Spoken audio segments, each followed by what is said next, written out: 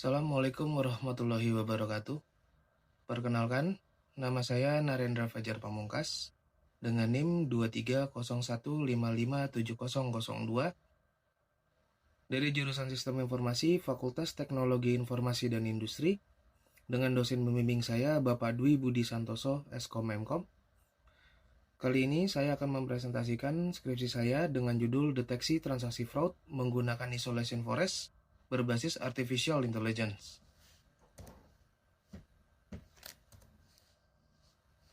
Yaitu di sini pembahasan yang dimana saya akan membahas satu masalah dari risiko fraud pada transaksi digital yang meningkat, deteksi manual yang tidak efektif. Yang kedua ada metode. Metode yang digunakan di sini adalah Isolation Forest sebagai anomaly detection berbasis AI. Yang ketiga implementasi. Implementasi menggunakan Python CLI, preprocessing, training, prediksi, evaluasi, dan penyimpanan model. Yang keempat yaitu ada hasilnya. Hasil di sini adalah model mampu membedakan pola normal dan anomali dengan menggunakan ROC-AUC dengan tingkat presentasenya 94,61%.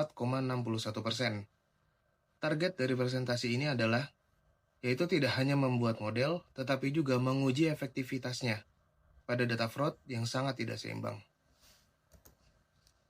Selanjutnya yaitu adalah latar belakang masalah, yang dimana di sini transaksi digital yang saat ini bertambah cepat dan juga risiko kecurangan pun ikut naik. Deteksi manual menjadi tidak efisien ketika volume transaksi besar dan pola fraud semakin tidak mudah dikenali. Fraud dapat berupa transaksi tidak sah, pencurian data, atau pola transaksi yang tidak wajar. Transaksi fraud biasanya jauh lebih sedikit dibandingkan transaksi normal. Karena itu, pendekatan anomaly detection sangat relevan untuk menemukan pola yang menyimpang. Normal transaction adalah sebuah pola mayoritas yang dimana datanya stabil. Dan fraud atau anomali adalah pola menyimpang dari mayoritasnya. Mayoritas data membentuk pola normal. Transaksi yang menyimpang diperlakukan sebagai anomali. Selanjutnya, rumusan masalah dan tujuan. Yang pertama, di rumusan masalah yaitu menerapkan algoritma Isolation Forest. Yang kedua, melakukan pre-processing dataset. Yang ketiga, menganalisis hasil deteksi anomali. Yang keempat, mengukur performa model. Tujuannya, 1. Membangun model deteksi anomali berbasis Isolation Forest. Yang kedua, menggunakan fitur time, V1, V28, dan amount. Yang ketiga, mengevaluasi model dengan metrik yang terukur. Keempat, mengetahui efektivitas pada data yang imbalance. Fokus utamanya bukan sekedar membuat program, tapi membuktikan apakah pendekatan anomaly detection mampu membantu menemukan transaksi fraud tersebut. Dataset penelitian. Credit card fraud detection dari Kaggle. Data transaksi kartu kredit yang dianonimkan. Dataset di sini saya ambil dari dataset Kaggle yang dimana data awal transaksinya berjumlah 284.807 dataset. Lalu setelah itu dilakukanlah cleaning, yaitu dilakukan pembersihan ataupun pengecekan data yang dimana terdeteksi duplikat. Dan hasilnya setelah dilakukan cleaning adalah 283.726. Lalu ditemukan juga transaksi fraud sekitar 473 dan proporsi fraudnya di angka 0,1667%. Distribusi dataset setelah cleaningnya yaitu sekitar 283.253 yang dimana terdeteksi sebagai data normal dan fraudnya yaitu 473. Kesimpulan dari datasetnya adalah sangat imbalance sehingga akurasi saja tidak cukup untuk menilai performa deteksi fraudnya. Selanjutnya yaitu di sini metodologi penelitian. Metodologi penelitian yaitu alur eksperimen dari dataset sampai dengan evaluasi modelnya. Yang pertama, dari dataset Kaggle. Yang kedua, data cleaning. Yang ketiga, feature selection. Yang keempat, normalisasi menggunakan standard scaler. Selanjutnya yaitu proses training isolation forest-nya. Lalu diprediksi anomali, dan yang terakhir evaluasi model. Kelas tidak dipakai saat training. Label kelas hanya digunakan pada tahap evaluasi untuk membandingkan prediksi model dan data aktual. Metrik evaluasi yang digunakan adalah confusion matrix, precision, recall, F1 score, dan ROC/AUC. Jenis penelitian yang di sini yang digunakan adalah kuantitatif eksperimental. Selanjutnya, pre-processing dataset. Tahap ini memastikan data siap untuk diproses oleh si model. Yang pertama, yaitu tahap data cleaning. Yang kedua, feature selection. Ketiga, tipe data. Dan yang keempat, normalisasi data. Hasilnya di data cleaning adalah missing value-nya 0, duplikat terdeteksi sekitar 1081 dataset dan sudah dihapus. Yang kedua, fitur trainingnya menggunakan time, V1 sampai dengan V28 dan amount-nya. Yang ketiga yaitu tipe data. Semua fitur menggunakan tipenya itu numerik, tidak perlu dilakukan encoding ulang. Yang keempat yaitu normalisasi, menggunakan standar scaler agar skala fitur lebih seimbang. Hasil utama preprocessing adalah dataset bersih berjumlah 283.726 transaksi, 30 fitur numerik, dan siap untuk pelatihan model menggunakan isolation forest. Cara kerja isolation forest. Model membangun banyak pohon acak.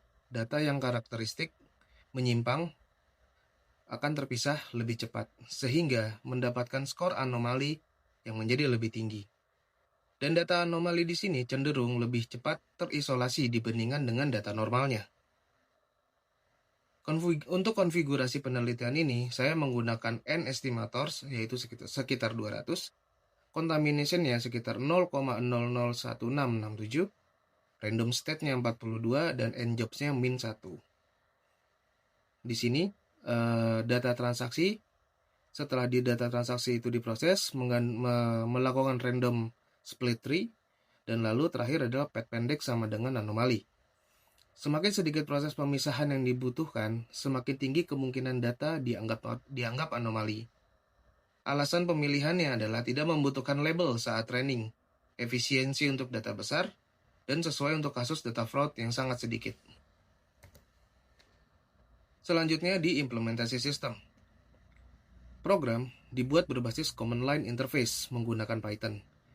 Di sini beberapa plugin ataupun beberapa dependensi Python yang digunakan adalah yaitu bahasa Python-nya itu sendiri, Joblib, Pandas, Reach, NumPy, OpenPy, Scikit-learn, dan menggunakan IDE VS Code. Di sini yang dihasilkan adalah ada isolation forest Kaggle model.pkl, yaitu sebagai data modelnya, Kaggle scaler.pkl, Kaggle model fitur, model evaluation report yang berbentuk SLX ataupun berbentuk Excel, dan yang terakhir konsol output txt-nya. Dan di sini ditampilkan juga menggunakan Anaconda sebagai konsolnya, yaitu menggunakan environment fraud AI, yang dimana di gambar tersebut sudah saya masukkan cara implementasinya. Dengan outputnya itu ada load dataset, ada cleaning, normalisasi, training, evaluasi, dan save modelnya. Selanjutnya hasil pengujian modelnya yaitu confusion metric menunjukkan hasil prediksi terhadap label yang lebih kuat. Untuk aktual yaitu ada TN 282.879 normal dan benar, dan fraud FN 374 fraud gagal terdeteksi. Lalu untuk fraud selanjutnya 374 normal dianggap fraud, lalu TP 99 fraud benar. Interpretasinya adalah model sangat baik mengenali transaksi normal, tetapi kemampuan menangkap fraud masih terbatas karena jumlah fraud yang sangat kecil. Selanjutnya, metrik evaluasi dan analisis.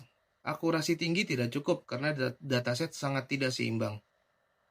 Di sini terdapat beberapa hasil, yaitu ada precision recall, F1 score masih rendah karena fraud hanya 473 dari 283.726 data, namun ROC-AUC 94,61% menunjukkan skor anomali cukup baik membedakan transaksi normal dan fraud. Kesimpulan analisisnya, isolation forest dapat menjadi metode awal deteksi anomali, tetapi perlu tuning threshold dan pembanding metode lain untuk meningkatkan deteksi fraudnya. Kesimpulan, isolation forest berhasil diterapkan sebagai metode awal deteksi anomali. Yang pertama, model isolation forest berjalan menggunakan Python CLI dengan fitur time, V1, V28, dan mount. Yang kedua, preprocessing berhasil. Data cleaning, fitur selection, pemeriksaan tipe data, dan normalisasi berhasil dilakukan. Yang ketiga, dataset yang imbalance. Fraud hanya 473 dari 283.726.000 transaksi setelah cleaningnya. Yang keempat, hasil evaluasi. ROC-AUC 94,61% menunjukkan pemisahan skor normal dan fraud cukup baik.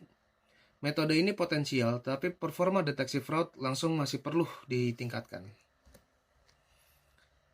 Selanjutnya yaitu saran pengembangan, arah penelitian lanjutan untuk meningkatkan performa dan manfaat praktisnya.